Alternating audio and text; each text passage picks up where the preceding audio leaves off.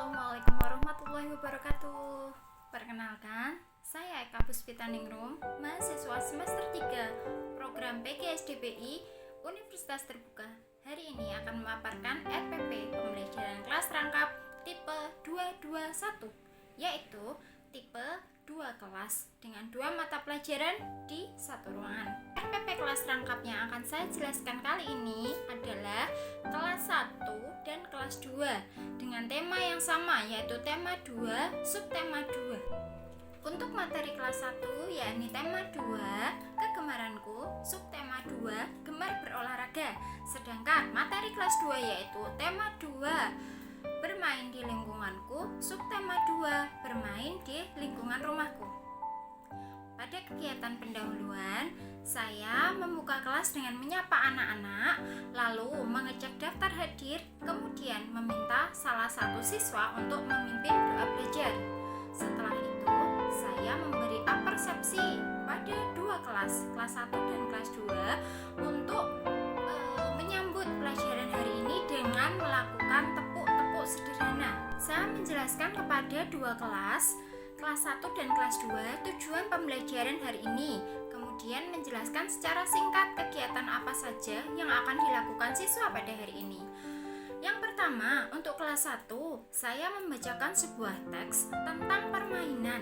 Kemudian, kelas 2, saya meminta anak-anak untuk mengamati gambar dua anak yang sedang bermain perahu kertas. Sembari saya menunggu kelas 2 menyelesaikan pengamatan mereka terhadap gambar, saya memancing kelas 1 untuk menunjukkan gambar-gambar permainan dari teks yang sudah saya baca. Setelah selesai memberikan gambar, saya meminta kelas 1 untuk mengamati gambar tersebut mana yang termasuk olahraga menyehatkan.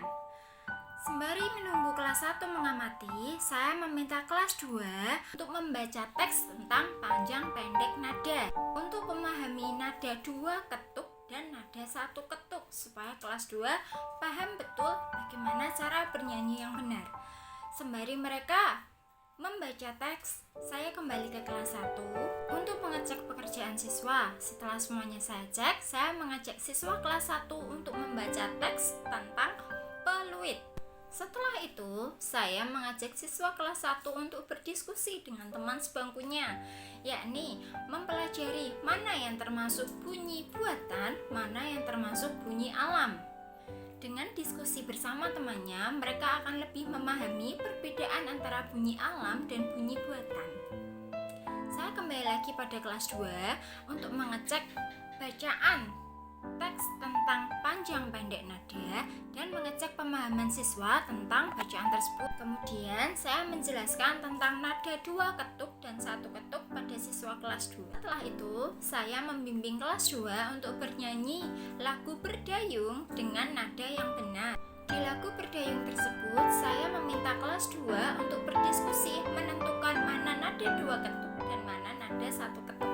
Sembari menunggu kelas 2 selesai berdiskusi, saya kembali ke kelas 1 untuk mengecek pemahaman siswa tentang bunyi alam dan bunyi buatan. Ternyata para siswa lebih mudah memahami ketika mereka diberikan contoh yang termasuk bunyi alam dan bunyi buatan. Saya memberikan beberapa contoh bunyi alam yang termasuk bunyi alam, yaitu ada suara ombak, suara angin, suara air mengalir, dan suara petir. Untuk yang bunyi buatan, contohnya ada suara gitar yang dipetik manusia, ada suara denting piano, suara seruling, dan sebagainya.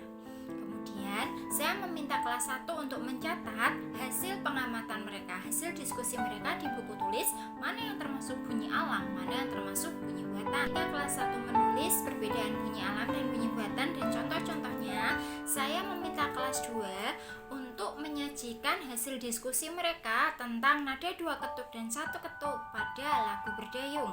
Lalu, saya menjelaskan konsep perkalian, yaitu penjumlahan yang berulang dengan memberikan contoh gambar gitar, yakni gitar dengan jumlah tertentu yang saya jumlahkan secara berulang, dan di bawahnya saya tulis perkaliannya sehingga mereka akan paham bahwa penjumlahan berulang adalah perkalian.